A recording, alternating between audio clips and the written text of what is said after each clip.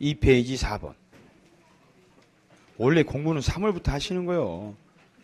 지금부터 잘 하시면 되고, 했던 분도 마찬가지고 처음 하신 분도 마찬가지인 게, 이거를 자기 나름대로 막 이해하고 생각하려고 이렇게 하시는 것보다 한 5월달까지는 자주 그냥 그 구조 자체를 자주 보셔가지고 익히시는 게 좋다니까. 처음 영어 단어 배우실 때 생각하시면 돼요.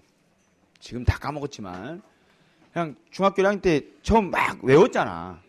에? 톰도 외웠잖아. 톰도. 제인도 외우고. 에? 그러니까 이게 자주 보다 보면 당연시 되는 것들이 있어요. 그거를 처음부터 왜 그럴까를 고민하면서 시간을 오래 뺏기는 건 좀 아쉽지 않아. 단시간 내에 몇 달 만에 끝내야 되는데 시험을. 그러니까 너무 그 한 부분에 매달려서 시험에도 안 나올 거 연연하지 말고 전체적으로 중요하다고 했던 것들 위주로 자주 보고 익히시고 모르는 애들하고 섞여 있으면 그놈이 일어나야 돼.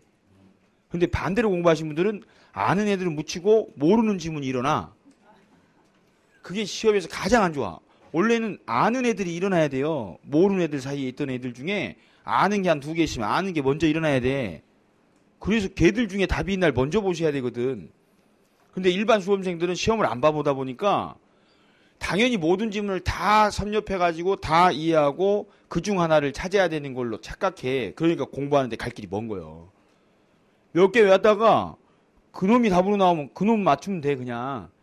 대한민국 어느 국가 오시든 10년을 넘게 공부해도 그 시험에 나온 문장을 다 해석할 수 있는 수험생은 없어요. 출제위원도 자기가 문제를 잘못 내가지고 복수정답이나 답 없음이 나오는 시대인데 수험생이 오죽하겠냐고. 그러니까 내가 아는 것 중에 답이 있는지를 먼저 볼 수 있는 능력을 키우시는 게 중요하지 모든 지문을 다 내가 섭렵하고 가야 되겠다. 아예 그 생각 자체를 접으시라고. 원시적 불능이요. 그 자체가 원시적 불능이다고. 그래서 4번의 목적의 사회적 타당성도 사회질서 위반이 갖는 가장 큰 특징은 1번의 불법원인 급여예요. 그게 최우선적으로 항상 기억이 나셔야 돼. 아, 사회질서 위반자는 이미 이행한 후엔 반환 청구 못한다 그랬지. 그거 항상 기억하시고. 그리고 이제 2번에 사회질서 위반이냐 아니냐가 문제된 수없이 많은 그 판례들 중에 제일 시험에 많이 나오는 게 이 3가지 사건이라 따로 써드린 거예요. 민법에 흩어져 있는 걸 따로 묶어드린 거야. 이 3개는 중요한 문구 위주로 아예 외워버리라고. 이 사회질서 위반인지 아닌지가 시험에 항상 나오는데 이 문제가 나오면 본인 감정대로 좋은 일 나쁜 일 좋은 놈 나쁜 놈 이렇게 하면 실수하게 돼 있으니까 그 생각하지 말고 첫 번째 강박 문제는 답이 써 있어요. 뭐라고?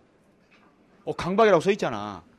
그러니까 강박과 관련된 판례들을 셋째 시간까지 해서 더 보실 텐데 어디에서 나오든 강박 나오면 강박은 강박이라고 써 있어.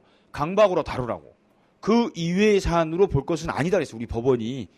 그러니까 강박이 사회질서 위반이냐? 아니다 그랬다니까. 강박은 강박이요. 이걸 달리 표현할 때 불법적 방법 이렇게 표현할 때가 있고 강제라고 표현돼서 나올 때가 있다고. 다 같은 강박의 의미고 강박은 강박으로 다뤄라 이렇게 읽으시면 돼. 두 번째는 조세요. 조세. 이 조세 포탈 문제가 판례 사건이 많아요. 특히 조세와 관계된 게 사회질서 위반 문제 나오면 사회질서 위반 아니다 하시면 돼. 양도세, 상속세, 증여세 이게 사회질서 위반에 그 세금 보이면 더 안 읽어도 돼. 사회질서 위반은 아니다 이렇게 하시면 된다고. 그럼 조세 포탈 목적으로 명의신탁한 경우 이 명의신탁은 유효요 무효요? 무효다니까. 일관성을 유지해야 돼. 명의신탁은 무효다라고 지난주에 1시간 내내 들으셨잖아. 그런데 여기서 사회질서 위반 아니다 그러니까 또 유효 이렇게 바뀌시는 분이 있는데 무효 사유에는 여러 가지가 있다니까. 민법 총칙에만 8가지 사유가 있고 민사특별법까지 하면 명의신탁까지 해서 9가지 사유가 나와요. 민법하고 민사특별법 전체의 무효 사유가 일반적인 무효 사유로 9개가 나온다고. 그 이외에 특별 효력 요건 못 갖췄을 때 무효 사유로 물권대리나 토지거래 허가 문제들도 나오는 거고. 실제 소송에서 문제된 사건이